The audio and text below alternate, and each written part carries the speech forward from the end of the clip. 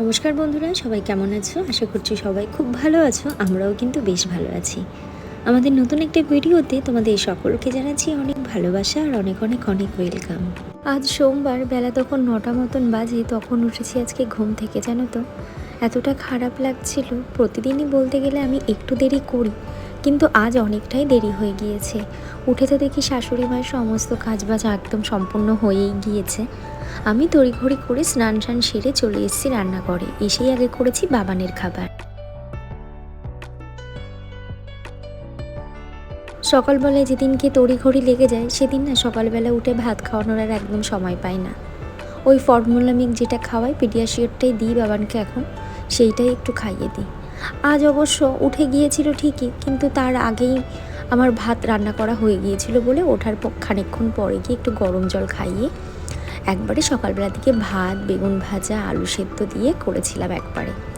ও যে খাবারটা খায় দুবেলা, কিন্তু আমিও সেই একই খাবার খাই। সকালবেলা যদি নাও হয়, তবে দুপুরবেলা আর রাত্রেবেলা যে খাবারটা খাই সেই একই খাবার কিন্তু আমিও খাই।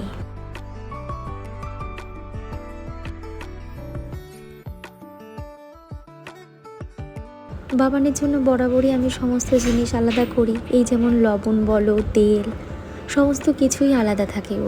ওর জন্য যে লবণটা কিনি সেটা আমি আলাদাই রাখি। আলাদা লবণই কিনি। আমাদেরটা যেটা কিনি সেইটা ওর জন্য কখনোই কিনি না। আগে রক সল্ট ইউজ করতাম, কিন্তু হঠাৎ করে একদিনকে ফেসবুকে একটা ডক্টরের ভিডিও দেখে জানতে পারলাম রক সল্ট বাচ্চাদেরকে না খাওয়ানোই সবচেয়ে ভালো। তারপরের থেকে আমি ওটা স্কিপ করে গিয়েছি, তখন থেকে ওইটা আর দিই না। আর বাবা যেহেতু মাছের মধ্যে জিওল মাছ, পাবদা মাছ এগুলোই খেতে বেশি পছন্দ করে, ওর বাবা বাজার থেকে আজকে নিয়ে এসেছিলো ওর জন্য একটু শিঙি মাছ। শিঙি মাছের ওই হালকা পাতলা ঝোল, ওটা কিন্তু খেতে আমারও বেশ ভালো লাগে। কাল করেছিলাম একটু কলমি শাক দিয়ে, আজও তাই। অল্প একটু কুমড়ো ছিল, সেটা দিয়ে করে দিলেও খেতে ভালো, কিন্তু ওই যে ছোটুকে দিয়ে ফেলেছি। আমি জানি বাবা বাজার থেকে সবজিপাতি সব নিয়ে এসছে, কিন্তু পরে গিয়ে রান্নার সময় দেখি কোনো সবজিই নাকি তিনি আনেননি, এনেছে শুধু মাছ। কী আর করা যাবে, কড়াইতে তখন কলমি শাক ভাজা বসিয়েই দেওয়া হয়ে গিয়েছে। সেখান থেকে অল্প একটু তুলে এনে বাবানের জন্য আলু দিয়ে আর কলমি শাক দিয়ে একটা ঝোল করে দিয়েছি। নামানোর আগে একটু ভাজা মশলার গুঁড়োটা দিই, খেতে কিন্তু খুব সুন্দর লাগে।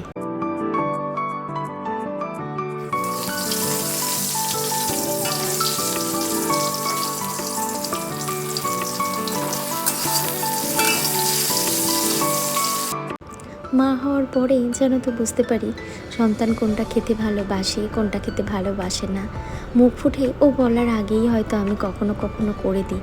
অবশ্য বাবার না আমার সেরকমভাবে মুখ ফুটে তেমন কোনো কিছু বায়না করে না, বিশেষ করে ওই ঘরের খাবার যেগুলো। এদিকে কাল করেছিলাম রাঁধুনি ফোড়ন দিয়ে মাছের তরকারিটা, আজ একটু জিরে ফোড়ন দিলাম। এক একদিন এক একটা মশলা দিই, তবে রাঁধুনি আর জিরা এইগুলোই একটু বেশি দেওয়া হয়। কখনো যদি কুমড়ো ভাজা করি তাহলে একটু কালো জিরা টিরাও দিই। সমস্ত কিছুই বাবান খায়, খাওয়া দাওয়া নিয়ে খুব একটা সমস্যা আজ পর্যন্ত করেনি, যদি কিনা শরীর খারাপ হয়। আর এদিকে রাত্রেবেলায় তো সিঙ্কে বেশ খানিকটা বাসন জমা হয়েছিল, সেগুলো রাত্রেবেলা মেজে ধুয়ে উপর করে রেখেছিলাম, জল ঝরে গিয়েছে। এখন সমস্ত কিছু তাকে তাকে রেখে দিচ্ছি। এই কাজটা আমি না করলে বাড়ির কেউই এই জিনিসটা করবে না। মনে হয় এটা যেন কি একটা অস্বস্তির কাজ। কি আর করা যাবে, আমাকেই করতে হয়, যেহেতু সংসারটা আমার।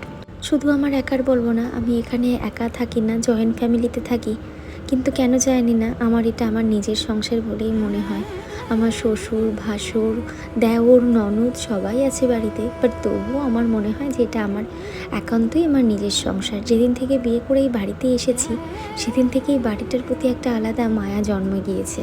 হ্যাঁ, মাঝে মধ্যে আমারও জানো তো মনে হয় অন্য সবার মতন আমারও একটা আলাদা সংসার হোক, তাহলে এতটা চাপ হবে না কখনো।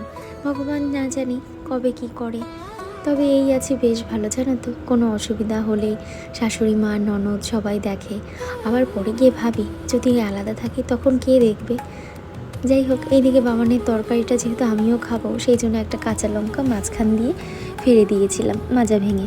আর এইদিকে শাশুড়ি মা বলল মালাইকারি করবে, বাইরেই রান্নাবান্না হচ্ছে, তো তার জন্য একটু নারকেলটা পেস্ট করে ওর থেকে দুধ বার করে দিতে।